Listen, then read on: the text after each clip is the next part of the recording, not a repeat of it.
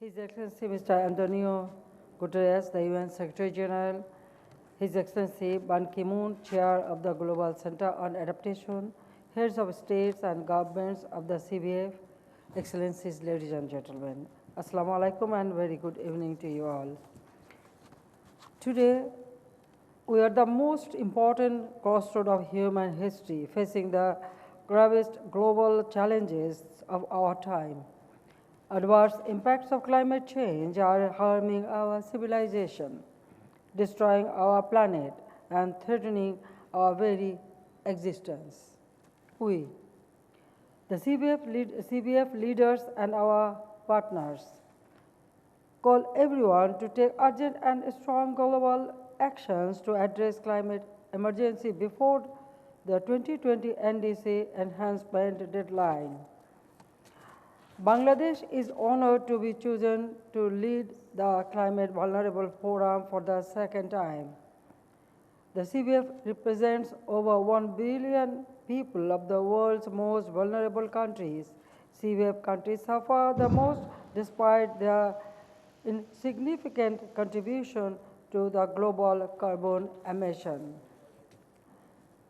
As President, our focus would be galvanizing support for the goal to keep the global temperature increase up to 1.5 degrees, accelerating financing mechanisms and highlighting the narratives of climate resilience and loss and damage issue.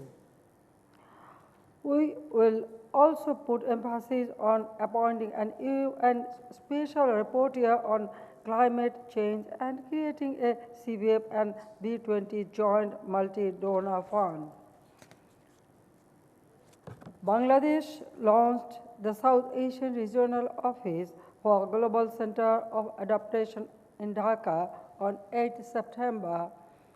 It will act as Secretariat for Bangladesh Presidency and facilitate, support and develop appropriate actions in South Asia to enhance climate resiliency in the region.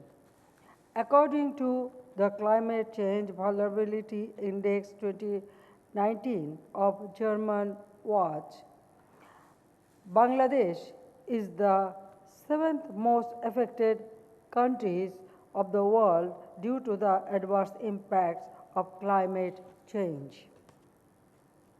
My country is facing recurrent flooding this monsoon causing immense damage to crops and displacing huge people. The impact of super cyclone Amphan in the last May along with current COVID-19 pandemic aggravated the situation. The 1.1 million Rohingya refugees from Myanmar given shelter at Cox's Bazar are also causing serious social and environmental damages. In Bangladesh, we have been implementing various mitigation and adaptation programs to combat the climate-induced disasters. My government has so far allocated $430 million from its own resources under Bangladesh Climate Change Trust Fund since 2009. Millions of tree saplings are being planted every year across the country. Our scientists have developed saline, flood, and drought-resistant crops and floating agriculture technology. My government has been spending on an average $2 billion, 1% of our GDP per year since 2010 for adaptation purposes. This year, we are celebrating the birth centenary of the father of the nation, Bangabandhu Sheikh Mujibur Rahman, who recognized the threats of natural calamities and took initiatives to protect our people. We have decided to launch a program to develop national Mujib Climate Prosperity Plan to help mobilize resources for the implementation of a new pathway to secure our future. I am happy that many other CVF countries are also managing climate change impacts efficiently. Costa Rica produces 100% renewable electricity for most of the year. In Ethiopia, 4 billion tree seedlings were planted last year and 20 billion will be planted by 2024. However, despite individual efforts, the robust international partnership remains indispensable for the climate vulnerable countries to minimize the profound loss and damage.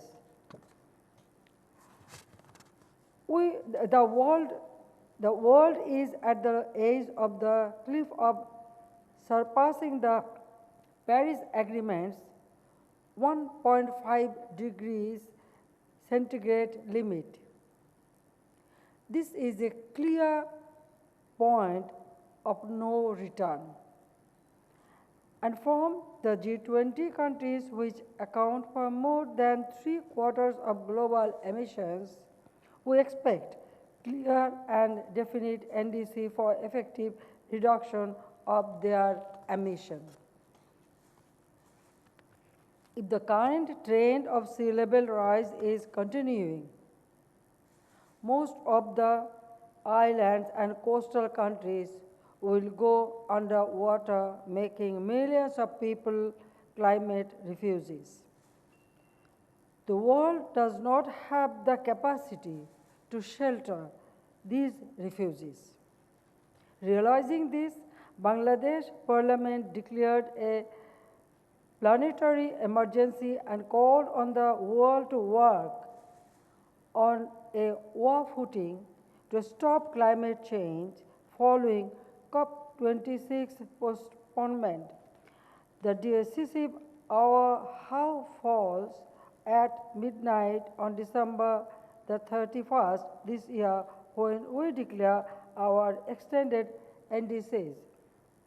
This is particularly our survival deadline. On behalf of CVF, we launched today the CVF Midnight Survival Deadline for the Climate initiative to urge every leader of every nation to show leadership now, convening alongside the UNGA. We also declare our call for an international day to be named Climate Resilience Day to secure our harmony with the Mother Earth. We should also ensure that at least $100 billion a year are available to developing countries for mitigation, adaptation, and disaster response and recovery. In the end, I would like to say, first, strict implementation of Paris Agreement is the only way to slow down the current rate of damage caused by climate change.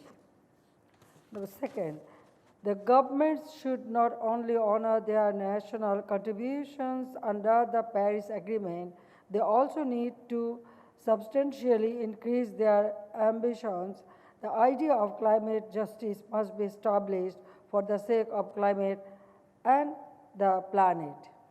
The third, more vigorous provision of finance must be ensured by the major economies, MDGs, and IFIs along with access to technology.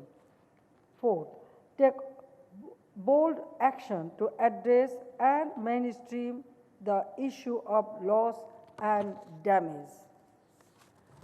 Excellencies, in our war against nature, we will only lose.